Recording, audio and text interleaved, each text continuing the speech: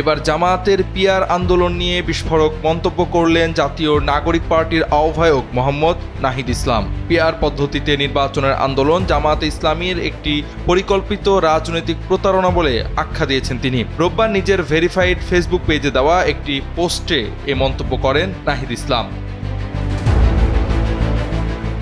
নাহিদের দাবি, এই তথাকথিত পিআর আন্দোলনের লক্ষ্য ছিল সম্মিলিত সংস্কার চেষ্টাকে ভিন্ন খাতে প্রবাহিত করা। তার ভাষায়, এটি ইচ্ছাকৃতভাবে তৈরি করা হয়েছিল যেন জনগণের অভ্যুত্থানের পর রাষ্ট্র ও সংবিধান পুনর্গঠনের প্রশ্ন থেকে জাতীয় সংলাপকে সরিয়ে দেওয়া যায়। ওই পোস্টে নাহিদ বলেন, পিআর ভিত্তিক একটি উচ্চকক্ষ প্রতিষ্ঠার প্রস্তাব ছিল বৃহৎ সাংবিধানিক নিরাপত্তা কাঠামোর অংশ।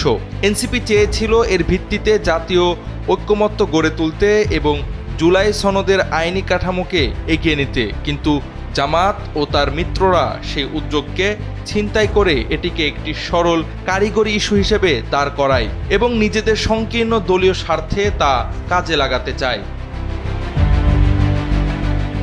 নাহিদের অভিযোগ, জামায়াত কখনোই প্রকৃত অর্থে সংস্কার আলোচনায় অংশ নেয়নি। তারা কোনো গঠনমূলক প্রস্তাব দেয়নি, কোনো সাংবিধানিক ধারণা তুলে ধরেনি, এমনকি গণতান্ত্রিক প্রজাতন্ত্র গঠনের প্রতিশ্রুতিও দেয়নি। সম্মিলিত কমিশনের মধ্যে জামায়াতের হঠাৎ সংস্কারপন্থী অবস্থান গ্রহণ ছিল এক ধরনের রাজনৈতিক অনুপ্রবেশ, সংস্কারের মুখোশে বিভ্রান্তি ছড়ানো এবং প্রক্রিয়াটিকে ভেতর থেকে ধ্বংস করার প্রচেষ্টা, এমন দাবি করেন নাহিদ ইসলাম। জাওয়াদ আহমদ, সময়ের আলো।